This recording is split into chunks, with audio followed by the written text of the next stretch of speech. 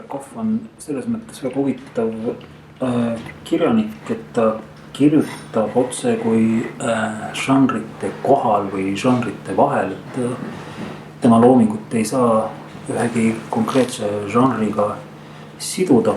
Ja ma arvan, et see tuleb või see tuleneb sellest Kohvi sellisest ilukirjanduslikust meetodist, et tal hiljuti ilmus raamat 100 rahva lood, mida väga tungivalt soovitan.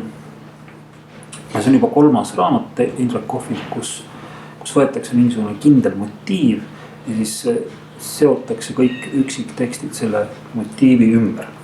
Ja siin lihtsalt Indrek Kohv siis kasutab muinasjutu motiivi.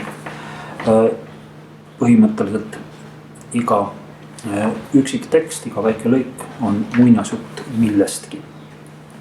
Ja kui nüüd muinasjuttu nüüd vähekene sisuliselt väga lühidalt kirjeldada, siis võib öelda, et siin on ühelt poolt me näeme sellist, võib-olla näeme mingi prantsuse kirjanduse mõju, sellepärast et Kohv on ju väga tuntud prantsuse kirjanduse tõlkja. No näiteks selline muinasjutt nagu muinasjutt tühjast seksiunistusest kõlab vähekene nagu Michel Houellebecqi raamatust mõnest.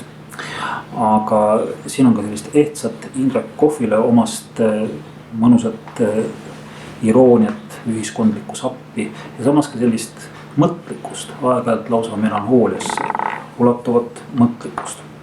Nii et kõik need, kes hindavad Indrek Kohvi eelmist raamatut Eestluse eluloost, mis samamoodi kasutas ju lihtsalt ühte väga lihtsat motiivi, et koguti kokku kõik eesti keeles kasutusel olevad käibeväljendid ja tehti sellest mingi omate uus tekst, loodi omate uus kvaliteet, siis nüüd võetakse selline muinasjutu jutustamise motiiv ja tehakse sellest üks mingi täiesti uus tekstikooslus.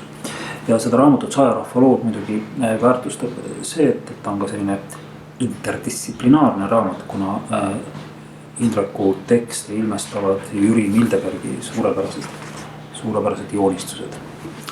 Nii et minu meelest väga hea selline kingi idee, et kui otsite aasta lõpul sisukalt mõtlema panevat kinki.